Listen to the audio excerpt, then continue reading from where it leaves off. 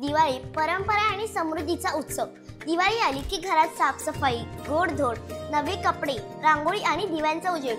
पण तुम्ही कधी विचार केला आहे का या सणामागे किती मोठं अर्थ आणि संस्कृतीचा गुढ दडलंय? दिवाळी फक्त सुट्टीचा सण नाही, तो आपल्या समृद्धीचा, संस्कृतीचा आणि समाजाचा एकतेचा उत्सव आहे। आपण म्हणतो ना, सण म्हणजे आनंद, एकत्र येणं आणि नात्यांचं बळ।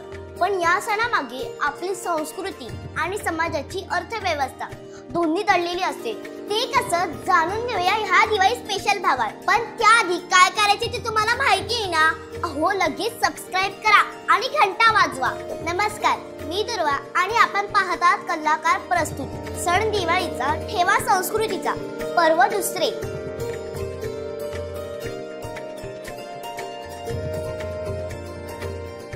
दिवाळी हा भारतातील सर्वात मोठा आणि आनंदाचा सण आहे। हा सण फक्त हिंदू धर्मापुरताच मर्यादित नाही, तर प्रत्येक भारतीयाच्या मनात त्याचं खास स्थान आहे। दिवाळीतच लक्ष्मीपूजन असते। लक्ष्मीपूजन ही आपली संस्कृती। लक्ष्मीपूजन केवळ धार्मिक नाही, तर आर्थिक शुभारंभाचाही दिवस आहे।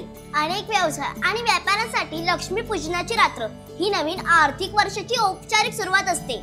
जर तुम्हाला लक्ष्मीपूजनाबद्दल डिटेल मध्ये जाणून घ्यायचं असेल तर आमच्या पहिल्या सीझन मधला लक्ष्मीपूजनाचा व्हिडिओ नक्की बघा।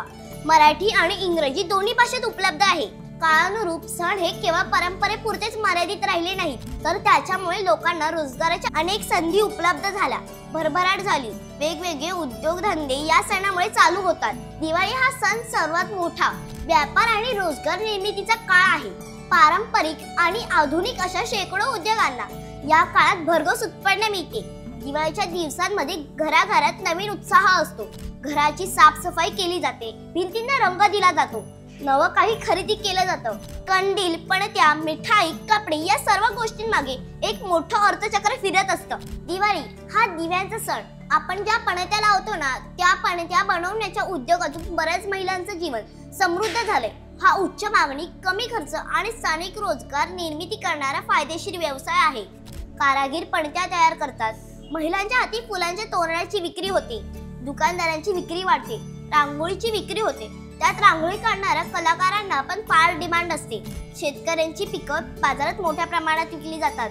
बरेच लोक तर सगळा फराळ विकत आणतात। महिला घरगुती फराळ विक्री करून आपल्या संसाराचा गाडा ओढत आहेत। या फराळ विक्रीमुळे 20% ते 30% फायदा आपल्या अर्थकारणाला होतो। म्हणजेच दिवाळीमुळे लहान व्यापारी, कलाकार, कामगार, शेतकरी सगळ्यांचा संसार उजळतो। हा सण म्हणजे सर्व स्तरांतील लोकांना एकत्र आणणारा सण आहे। श्रीमंत, गरीब सगळेजण दिवाळी उत्साहात साजरी करतात। कोणी मोठं घर सजवतं तर कोणी छोटा कंदील लावतं, पण दोघांच्या घरात एकच प्रकाश पसरतो, आनंदाचा। मग विचार करा, जशी पंती स्वतः जळते पण दुसऱ्यांना उजेड देते, तसंच आपणही दिवाळीच्या निमित्ताने कुणाच्या चेहऱ्यावर हास्य आणू शकतो का? गरजूंना जुन्या वस्त्रांचं दान, वह्या, पुस्तकं, आपल्या घरात बनवलेला फराळ, गोडधोड वाटणं आणि प्रत्येकाला दिवाळीच्या शुभेच्छा देणं, हे सगळं ही दिवाळीचंच रूप आहे। बघा, तुम्हाला पटतंय का? दिवाळीमध्ये फटाके वाजवून प्रदूषण करण्यापेक्षा तेच पैसे वाचवून आपण गरजूंना मदत केली तर कसंय? आपल्या सणामुळे आपण एकत्र येतो, कुटुंबातील प्रेम वाढतं आणि समाजात सहजीवन ही भावना दृढ होते। दिवाळीचा अर्थ फक्त उजेड नाही, तर मनाचा प्रकाश देखील आहे। म्हणजे स्वतःमध्ये आणि समाजात चांगुलपणाचा दीप पेटवणं। तर मित्रांनो, दिवाळी फक्त परंपरा नाही, तर तो आहे प्रगतीचा मार्ग। सण साजरे केल्याने आपण आपली संस्कृती जपतो आणि त्याच वेळी प्रत्येकाला सुख समृद्धी मिळते। म्हणूनच म्हणतात, सण परंपरेसोबत प्रत्येकाला समृद्ध करतात। या दिवाळीत फक्त स्वतःच घर उजळवू नका, तर कोणाचं आयुष्यही उजळवा। आमच्या कलाकार टीम कडून तुम्हा सर्वांना दिवाळीच्या हार्दिक शुभेच्छा। तुमच्यासाठी दिवाळीचा सगळ्यात खास क्षण कोणता आहे ते आम्हाला कमेंट करून नक्की सांगा। सण दिवाळीचा ठेवा संस्कृतीचा सीझन 2 मधला हा पहिला भाग तुम्हाला आवडला असेल तर लाईक करा आणि जास्तीत जास्त शेअर करा।